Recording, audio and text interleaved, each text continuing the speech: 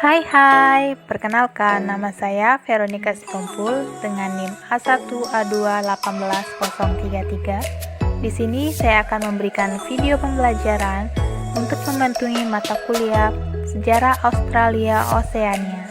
Baiklah, kita mulai. Baiklah, di sini saya akan menjelaskan mengenai materi negara Selandia Baru. Selandia Baru adalah sebuah negara kepulauan di barat daya Samudra Pasifik, kira-kira 1.500 km di tenggara Australia, serta di seberang Laut Tasman, sekitar 1.000 km, di selatan negara-negara kepulauan Pasifik seperti Kaledonia Baru, Fiji, dan Tonga. Kita mulai dengan yang pertama, kedatangan suku Maori ke Selandia Baru. Maori adalah nama penduduk asli Selandia Baru yang berarti normal atau biasa, yaitu merujuk pada makhluk-makhluk hidup yang berbeda dari dewa-dewi. Sebelum ditemukan oleh bangsa Polinesia, Kepulauan Selandia Baru merupakan pulau yang terisolasi. Pulau utama ini dipercaya memiliki penghuni yaitu suku primitif yang disebut dengan Moriori. Bangsa Polinesia pertama kali menemukan pulau ini pada 800 Masehi dan melakukan proses migrasi sampai 1350 Masehi. Bangsa Polinesia ini datang ke Selandia Baru menggunakan kanao dari Hawaika yang berada di Kepulauan Polinesia di Samudra Pasifik. Mereka menuju ke arah selatan. Mereka menggunakan sistem cuaca untuk menavigasi sebuah daratan. Dalam perjalanannya, mereka menemukan sebuah daratan yang dari laut terlihat seperti tertutup awan berwarna putih. Mereka akhirnya mendarat ke pulau itu dan memberinya nama Aotearoa yang berarti The Land White Along with Clouds atau tanah awan putih yang bergerak. Kedua, peradaban suku Maori. Ciri fisik suku Maori merupakan campuran ras Polinesia dan Melanesia. Mereka memiliki rambut hitam bergelombang menyerupai ras Polinesia, tetapi bentuk hidung dan bibir menyerupai ras Melanesia, yaitu hidung pesek dan bibir tebal. Kulit mereka juga berwarna coklat. Biasanya suku Maori di Pulau Utara menggunakan kapur untuk memutihkan rambut mereka supaya tampak merona kemerahan. Mata pencarian suku Maori yaitu berburu dan nelayan. Selain itu, mereka juga menggarap ladang dan membudidayakan sayur mayur yang dibawa dari Polinesia, termasuk ubi jalar dan sayur-sayuran lainnya. Pertunjukan budaya Maori yang paling terkenal yaitu Haka, sebuah tarian untuk perang. Dari zaman dahulu, pengetahuan suku Maori diturunkan dari generasi ke generasi melalui musik, seni kerajinan, bercerita, dan menjabarkan silsilah Wakapapa. Pada masa sebelum kedatangan bangsa Eropa, perang antar suku Maori umum terjadi. Para pejuang Maori sungguh tangguh dan pemberani. Mereka menggunakan beragam senjata tradisional dengan ahli, seperti tombak dan mere yang mirip gada. Yang ketiga, eksistensi suku Maori di Selandia Baru. Untuk saat ini, menurut sensus penduduk tahun 2006, 67,6% penduduk diketahui sebagai keturunan Eropa dan 14,6% sebagai keturunan suku Maori.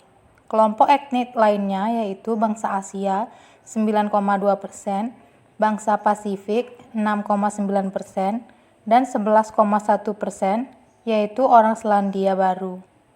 Suku Maori adalah bangsa pertama yang mencapai Selandia Baru, kemudian diikuti oleh pendatang dari Eropa. Kemudian kolonisasi berikutnya didominasi oleh pendatang dari Britania, Irlandia, dan Australia. Suku Maori masih menganggap kepatuhan mereka terhadap kelompok-kelompok kesukuan sebagai bagian penting dari identitas mereka, dan kekerabatan Maori mirip dengan apa yang berlaku di masyarakat Polinesia lainnya. Yang lebih baru, budaya Amerika Serikat, Australia, Asia, dan budaya Eropa lainnya telah mempengaruhi budaya Selandia Baru. Budaya Polinesia yang bukan Maori juga terlibat dengan diselenggarakannya Festival Pasifika, yaitu festival Polinesia terbesar di dunia dan kini menjadi acara tahunan di Auckland.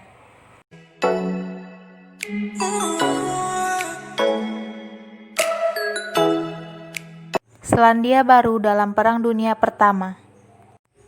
Sejarah militer Selandia Baru selama Perang Dunia Pertama dimulai pada Agustus 1914.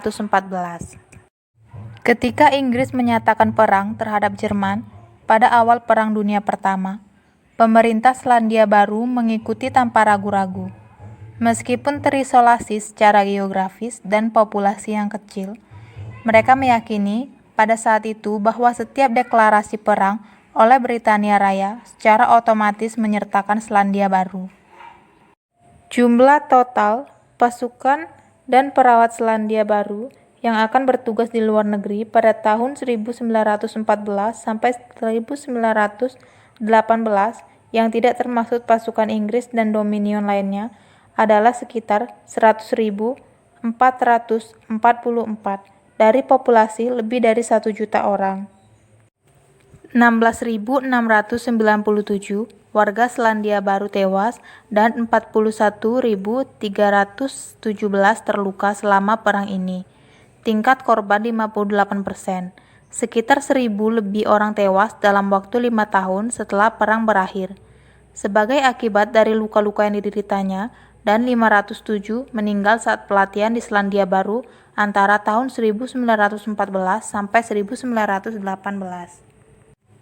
Dalam Perang Dunia Pertama, tentara Maori bertugas untuk pertama kalinya dalam konflik besar dengan Angkatan Darat Selandia Baru, meskipun saat itu jumlah mereka terbatas. Setelah pecahnya perang, pemerintah Selandia Baru mengizinkan peningkatan pasukan ekspedisi Selandia Baru atau NZEV untuk bertugas di luar negeri. Mobilisasi untuk NZEV telah dimulai dengan persiapan yang diam-diam, dimulai beberapa hari sebelum deklarasi perang. Mobilisasi segera menyusul dan pada akhir September terdiri dari 2 brigade, yaitu Selandia Baru dan Brigade Senapan Gunung Selandia Baru. Selandia Baru pada Perang Dunia Kedua. Perang Dunia Kedua merupakan konflik terbesar yang pernah terjadi di dunia. Konflik tersebut telah menghilangkan nyawa 50 juta orang, termasuk 1 dari setiap 150 orang Selandia Baru. Selandia Baru terlibat dalam setiap perang kecuali 3 dari 2.179 hari. Karena komitmen mereka hanya ingin membantu Australia dan Inggris. Perang ini adalah perang di mana masyarakat Selandia Baru memberikan sumbangan nasional terbesarnya, mulai dari darat, laut, dan udara, serta merupakan perang di mana Selandia Baru terlibat secara global, mulai dari Mesir, Italia, Yunani, sampai Jepang dan Pasifik. Dampak perang terhadap lingkungan nasional Selandia Baru sangatlah terasa. Keadaan Perang Dunia II tidak hanya memberikan kekuatan terhadap rasa identitas nasional masyarakat Selandia Baru, tetapi juga secara signifikan meningkatkan kepercayaan diri mereka untuk berperan dalam kancah politik dunia. Selandia Baru merupakan salah satu negara yang terlibat langsung dalam konflik global akibat invasi Jerman ke Polandia pada 1 September 1939. Selama 3 hari pertama jalannya perang, Selandia Baru masih memposisikan diri sebagai bagian dari pasukan kolonial Kerajaan Inggris bersama dengan Inggris dan Australia. Berbeda dengan keadaan ketika memasuki Perang Dunia Pertama, Selandia Baru dalam perang ini bertindak secara mandiri dengan secara resmi mendeklarasikan perang terhadap Jerman pada 3 September. Selandia Baru bertindak setelah mendapatkan saran resmi yang dikirimkan oleh pemerintah Inggris untuk mengakhiri ultimatumnya kepada Jerman. Tepat sebelum tanggal 3 September, status perang antara Selandia Baru dan Jerman mulai berlaku setelah batas ultimatum tersebut berakhir, bersamaan dengan permulaan perang antara Inggris Raya dan Jerman. Seperti halnya Perang Dunia Pertama, Perang Dunia Kedua memberikan konsekuensi yang penting bagi posisi Selandia Baru di dunia, seperti meningkatnya kepentingan atas berbagai daerah asing. Pada awal pembukaan hubungan diplomatiknya dengan negara-negara yang bukan anggota Persemakmuran Inggris, Selandia Baru mengadakan kunjungan delegasi ke Washington di tahun 1942. Langkah yang sama juga ditetapkan di Moskow pada tahun 1944 bersama dengan Komisi Tinggi baru di Canberra dan Ottawa. Mereka menyediakan basis bagi pendekatan isu-isu internasional. Perkembangan selanjutnya dari kebijakan perang, Selandia Baru kemudian menempuh langkah aktif dalam berbagai kegiatan untuk menyediakan wadah efektif bagi rezim keamanan internasional, yang kemudian menghasilkan Organisasi Perserikatan Bangsa-Bangsa dan Konferensi San Francisco antara April sampai Mei 1945.